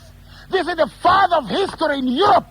He's saying they are in consequence innumerable doctors, some specializing in the disease of the eyes, others of the head, others of the teeth, others of the stomach, and so on, while others again deal with the sort of troubles which cannot be exactly localized. That is the piece. Now, this is Herodotus talking about medicine. Because Europeans now want to tell us that they know everything about medicine. They have obliterated our herbs. They have obliterated our surgeons. All the things we used to do. But look, in classical Europe, 700 BC, what are they saying? They are in consequence innumerable doctors, some specializing in the disease of the eye, of the nose, of the throat, and others in diseases that cannot be localized. 700 BC, the oldest European script. The oldest African script, one of the oldest, this one I was holding, is 7,000 BC. 7,000 BC. 4,112. The calendar is already in place in Egypt. 320 BC. 3,000. 3,200 BC. Nama, the Ethiopian king of kings, comes with 36 ships, laden with the Nubians, the Ethiopians of Thebes, the wisest, the tallest, the most just of all men, according to Herodotus, and unites Lower Kemet and Upper Kemet to form Egypt, ancient Egypt. Ancient Egypt, ancient Ethiopia was the first technical civilization. Don't take my word for it. 2,700 BC, the pyramid of Giza was built. It is 48 stories high. It was built with 2,300,000 blocks, each block weighing 3 tons. 3 tons, 48 stories high. Until 1967, the tallest building in the world. Built by people who looked like you and me. The Pyramid of Giza, Khufu's pyramid, the tallest. The step pyramid of Saqqara, the Ionic columns, all the temples of Hatshepsut, of Thutmoses, of Menkura, of Mentahotep, Ahmose Nefertari, Nefertiti, Amenhotep, 31, 32, 33, all the temples that dot the landscape before the first European wears a shoe or lives in a house that has a window. The European at that time is still buried in the caves. He's living in his own defecation and his urination. He knows nothing about funeral science. He knows nothing about mathematics. I know if I asked you the Pythagoras theorem. You know the Pythagoras theorem? Credited to someone called Pythagoras. The two right angles that equal the hypotenuse. The basis of the pyramid building. Pythagoras was born, listen to this. Pythagoras was born about 320 question mark. Why question mark? Few Greeks were writing at the time. So we don't know exact age. There was no birth certificate for him. His father couldn't read or write. But at the time Pythagoras was born, the pyramid at Giza was 2,400 years. 2,400 years. One of the 7 wonders of the world, still standing up to today. When you go to Israel, you get all these guides, and they're taking you around, and they say, we believe here must have been the glorious temple of David. And he said, what do you mean you believe? I said, well, it was destroyed. By who? Oh, several marauding hordes. We believe. Belief is the absence of fact. That is what belief is. When I take you to Egypt, I don't say I believe. I take you to the Giza Plateau. I say, here you are in the gold pyramid. This is the pyramid of Khufu. This is the pyramid, the step pyramid at Saqqara by the pharaoh Zoser. Zoser, the architect, Imhotep, Greek Acleopius, he who comes in peace. He's the one who taught a man whom they call the father of medicine. What's his name? Hippocrates. Hippocrates was educated in Africa. In fact, he was the only Greek that went through the mystery system of learning that lasted 36 years. Other Greeks did not. But when they went home, they claimed they did so in order to get themselves sufficient prestige. That's why Hippocrates acknowledges Imhotep and puts in place the Hippocratic oath. I swear by the god Apollo and Asclepius. The Greek Asclepius was Imhotep. If you read Herodotus, you will say all the Greek gods come from Africa. All the Greeks studied in Africa. And if you read classical scholars in Greek, Lucian, Demetrius, Apoactus, all of them will testify they studied in Africa. So advanced was Africa at the time that even when Alexander the Greek came to power, Alexander of Macedonia, he moved his capital from Greece to Alexandria in Africa. Can you imagine at the time?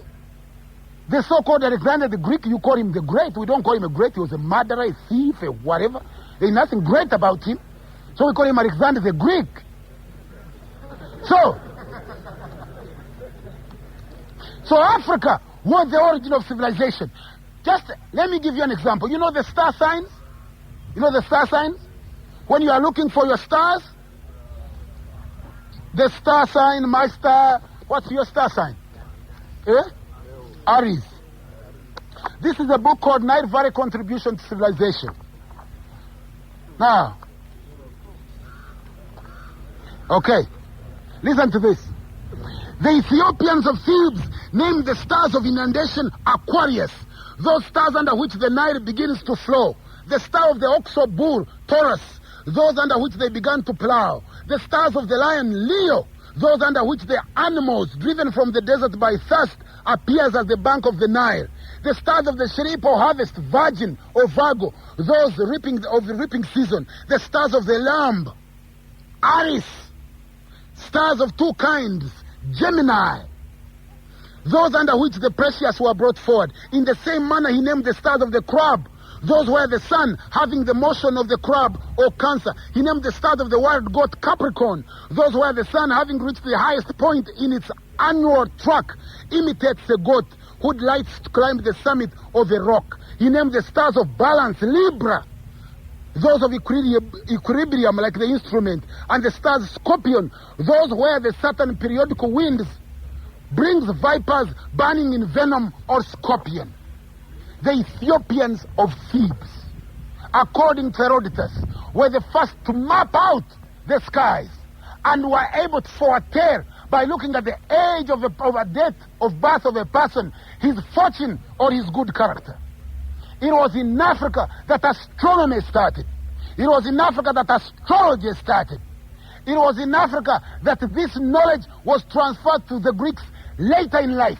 Dynastic Egypt started 3,200 BC and remained up to 663 with the invasion of the Asiatic. Some of the pharaohs of Egypt were called Khufu or Rufu, Nama, Shabaka, Tahaka, and the pharaoh of the 25th dynasty was called Shabataka.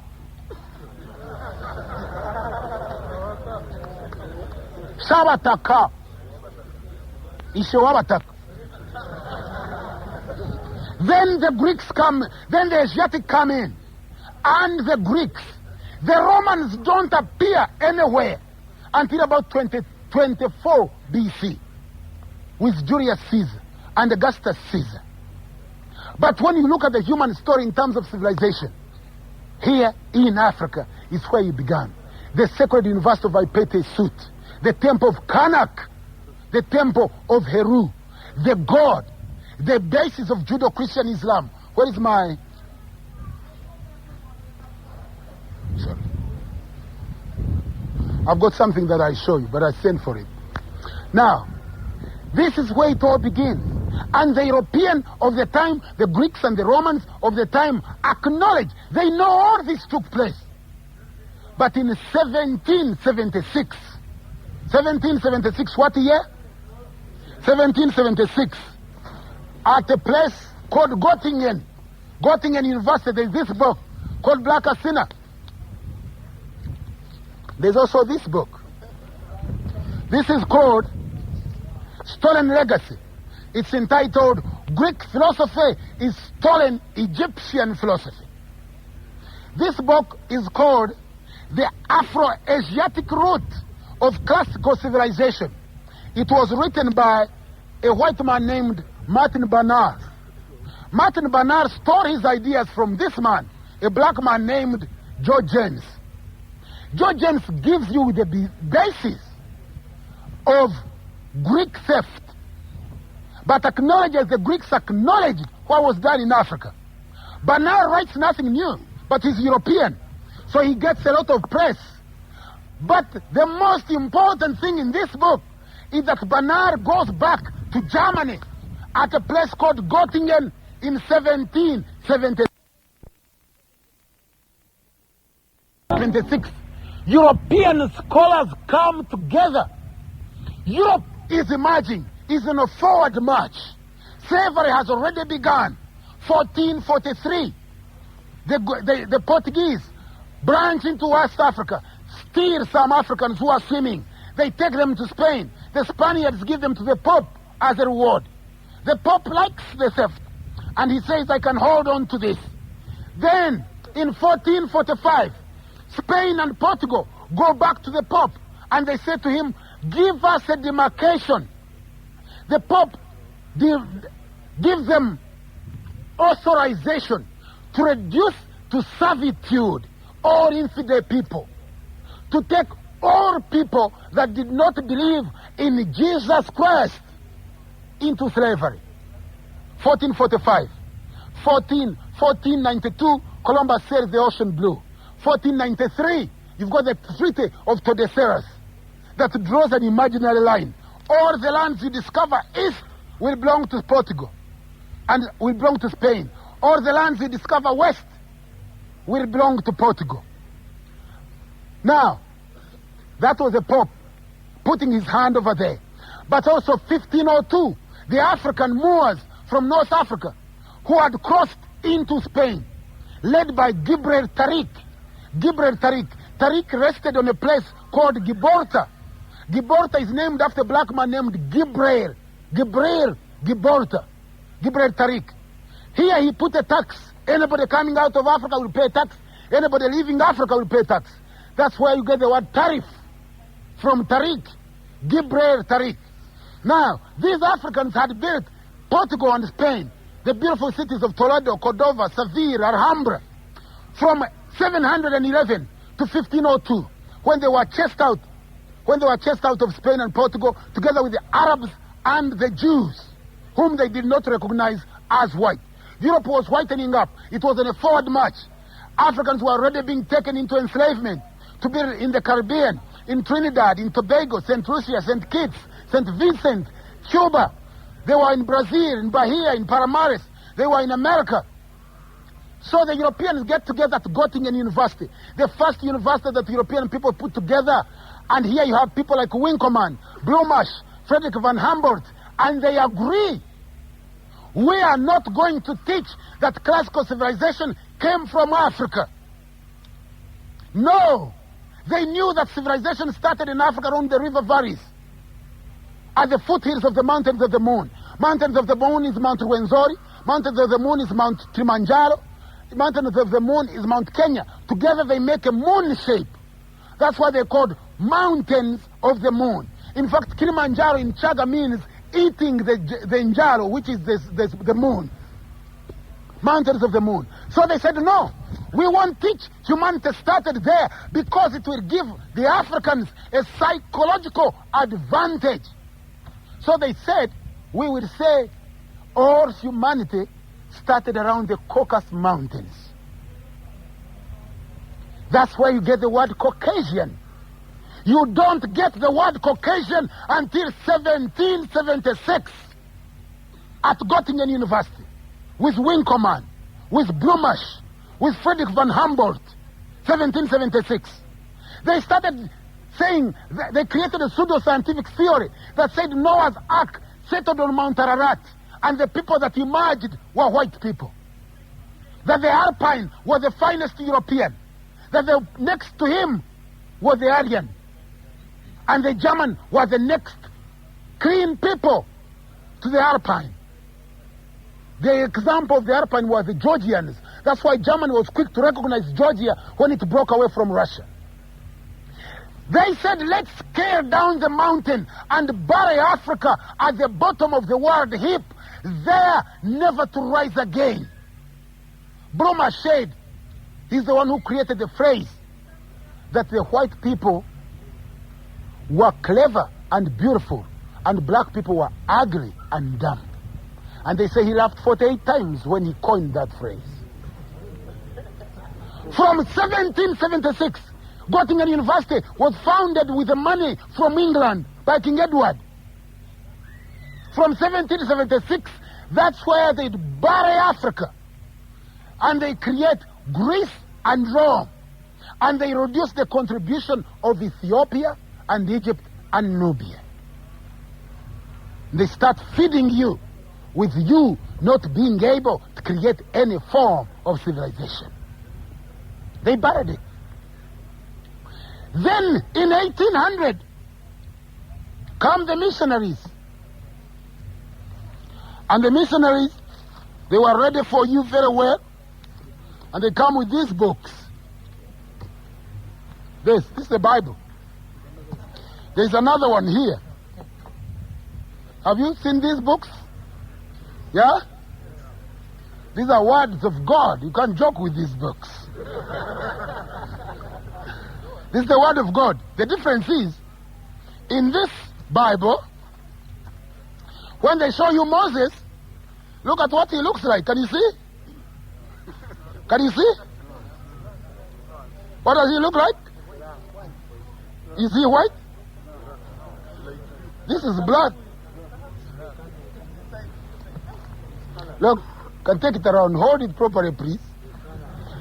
Now, when they show you Moses in that Bible that you can buy in America, they show him as black. But when they taught you about Christianity, they said Jesus was what color? Jesus was white. We were talking about genetics. They said he was white. What is the evidence? My evidence today, I contain there are hardly any white people in this book. Hardly any white people in the Bible. And I challenge any biblical scholar to show them to me. Not faith, fact. Fact.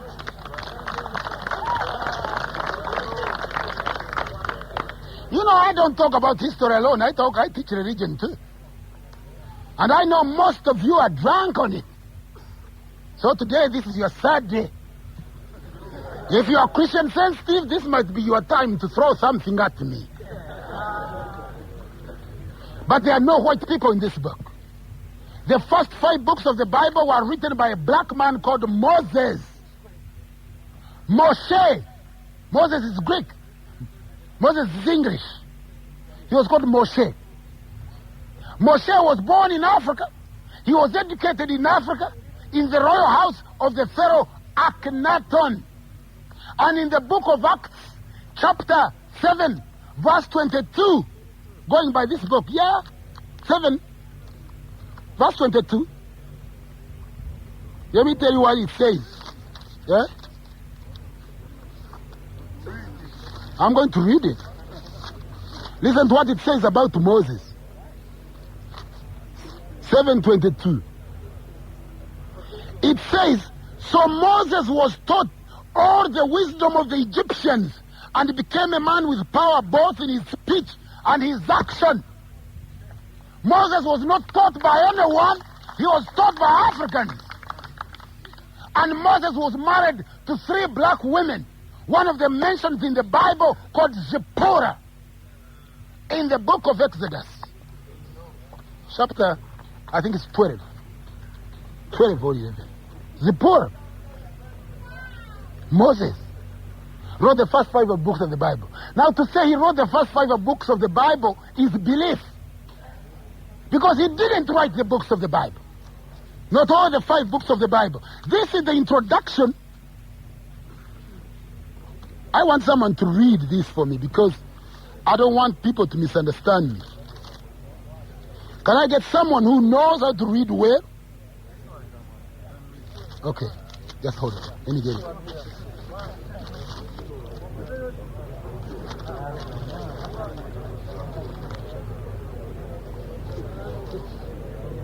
I want to read something from the Bible. So we are clear. Okay. Now listen to this. Listen very carefully. This is from the Bible. Because I am here to tell you, Moses did not write the first 5 books of the Bible. Who says that? The Bible says that. Read. Introduction to the Pentateuch.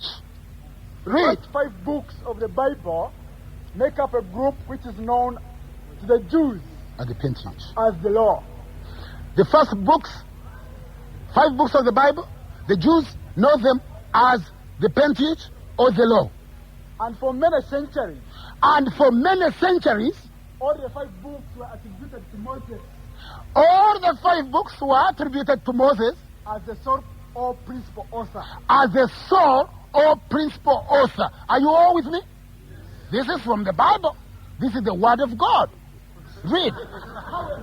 However, Modern study of the text has revealed modern study of the text has revealed a variety of styles, a variety of styles, a lack of sequence, a lack of sequence, and such repetitions and variations and such repetitions and variations in the narrative in the narrative that it is impossible that it is what? That it is what? Read. Read. that it is impossible to ascribe That it is impossible to ascribe the whole group to a single author. that it is impossible to ascribe the whole group to a single author. Yeah, Kaihura Nkuba wrote this. This is the Bible. This is what it says. Thank you. It says the first 5 books of the Bible make up a group known to the Jews as the law. And for many centuries, all the 5 books were attributed to Moses as the sole principal author. But then he says, however. When someone says, however, you know,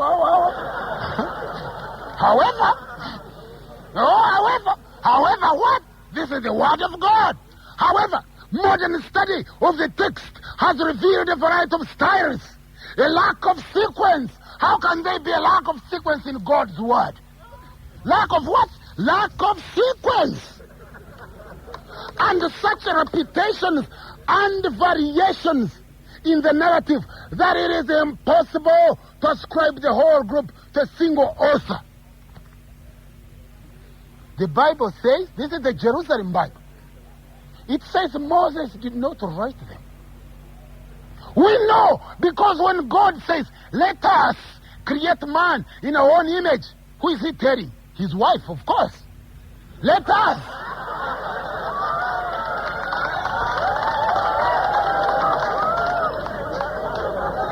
Listen to me. You can't have a son without a wife, can you? You cannot have God the Father without God the Mother, can you?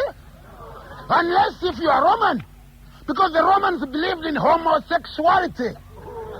Homosexuality, men sleeping with men. The Romans and the Greeks hated the women so much they didn't want to sleep with them. Zeus, one of the Greek gods, was celebrated by men sleeping with men, eating, drinking each other's blood, caning their wife 48 times. Women would feel rejected and would go to an island called Lesbos, from where you get the word lesbianism.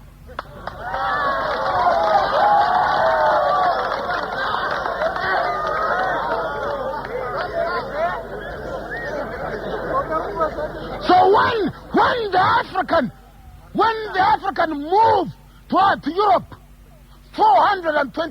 325, when Constantine called the Council of Nicaea, and he wants the religion that is coming from North Africa. Christianity stayed in North Africa for 300 years before it was taken to Europeans.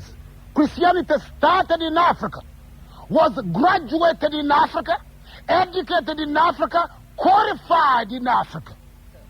Christianity was an African thing. It was an African religion. It had nothing to do with white people. The only white people you meet in Jesus' story are the Romans who killed him. And the Romans were a mixed bunch. There were 3 black emperors of Rome, including Septimus Severus, who was the governor of England and emperor of Rome. So black he was that he didn't even eat European food. He was based in New York, in England. Septimus Severus. Now, Christianity starts in Africa. It starts in Carthage. It starts in Alexandria with Demetrius, Athanasius, Arius, Origen, Ponchemius, catechism, monastic life, even the canons of the Christian church that are written by Augustine, who was based in Carthage, writing the confessions and the canons of the Christian church. When the Romans who persecuted Christians eventually realized that their spiritual seat was from Africa, and Africa was changing its religion from Egyptian religion of Osiris, Osa, and Isis, they want to adopt Christianity. Constantine calls the Council of Nicaea, 325, and the Africans come. They have about 70 Gospels of Jesus. They have so many books that were locked out of this book, including the book of Mary, the book of genealogy, the book of James, who was the brother of Jesus. When they come to the Council of Nicaea, they disagree, because Athanasius says there is God the Father, God the Mother, and God the Son. Arius, no, the Holy Spirit wasn't there at the time. No, the Holy Spirit, they didn't know about him. Then Arius says, no, Jesus was God. Athanasius says, Jesus didn't say he was God. Jesus said he was a man. They disagree. The Romans support Athanasius. The Arius refuses to accept Jesus was God, refuses to accept God the Mother should be knocked out. Fight the church with the followers of Arius and the followers of Athanasius. Constantine backs, because the Greeks did not want women in the equation. So they have God the Father, God the Son, and the Mother becomes a ghost hiding somewhere. That is why they remove this symbol, this one, this, the womb of the woman, and they give you a cross. So bitter was the disagreement until 200 years later, 445, at the Council of Chalcedon, when they all come together and say, let's come with a creed. I believe in God the Father, I believe in God the Son, I believe in God the Spirit. If you're a man, you don't go on the street every day saying, I'm a man, look at me, I'm a man. So if you believe in God the Father, every day I believe in God the Father, I believe in God the Son, because there was a disagreement. Christianity starts in Africa. And I was telling you, listen, if you pick this book, let me read you something in this book.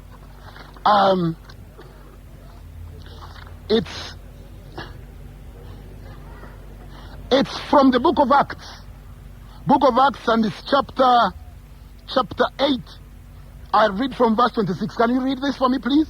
I want you to listen carefully. Verse 26. You listen. From there. Philip, it's entitled, Philip baptizes an anarch.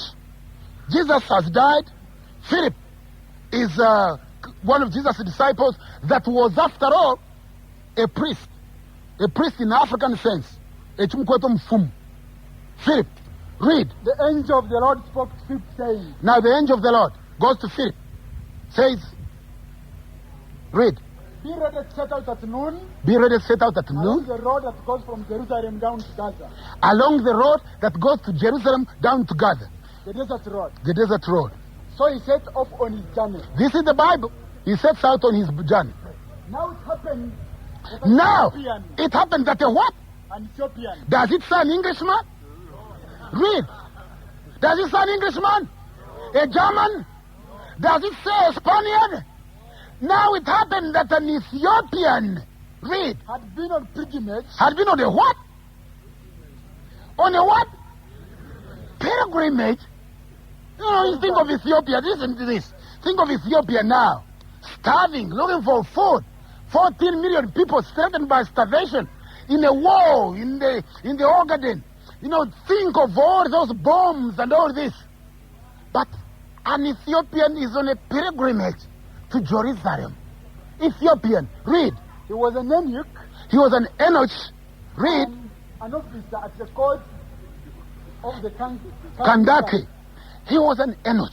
Eunuch is a man that in Africa would live with the queen. Now, because you know African queens were so beautiful, you couldn't just put a man to live there with them. This man might have ideas. So what did they do? They castrated them. Yeah. So he was living with the Kandake. He was an officer in the court of Kandake. Read. Of Ethiopia, and yes. was in fact her chief treasurer. He was in fact her chief what? Treasurer. You thought, no, listen to this. You are told Europeans brought you the art of mathematics and writing and everything. True. No. That's what they teach in school. That writing came from them. But here is the treasurer of Ethiopia going on a pilgrimage to Gaza. From the court of Kandake. Kandake was the queen. Ethiopia was ruled by queens who sat on a throne of 36 elephants. Yeah. When you see an elephant now, you run away. But the queen would sit on it. That is the one that says Alexander the Greek came wanting to capture Ethiopia, to conquer Ethiopia. And he came. And then, when he was 36 miles away, he heard, woo, woo, woo. Hey, what? Just hold on. What's that? Oh, they said, the soldiers started running away from them. They said, well, I think that might be the queen. Woo, woo, woo, woo. Alexander the Greek was very short. He looked at the queen, he saw her all there. And you know, all these elephants now, they're small. But those were big elephants. So Alexander stands there quaking. And the queen sends one of the tall Ethiopian Nubian warriors that had no inferiority complex. Just didn't wear a necktie so that when they want to hang him, they can hang him on a tree with it. Knew about his economics, so he wore African clothes all the time because they knew that every time you spend money, the money that you give for a Hugo Boss goes to Germany. So these Ethiopians were really the wisest and the tallest, the most just of all men. They go and pick Alexander the Greek and bring him in front of the Kandake. So the Kandake says, oh, what are you doing here, boy? And Alexander says, you see, I've conquered the whole world. You know, I wanted to conquer Ethiopia. Then they said, bring him a bow. So one Ethiopian warrior brought a bow that was as big as this canvas. And they said, bring him an arrow. They brought him an arrow of all these big oak trees from Africa.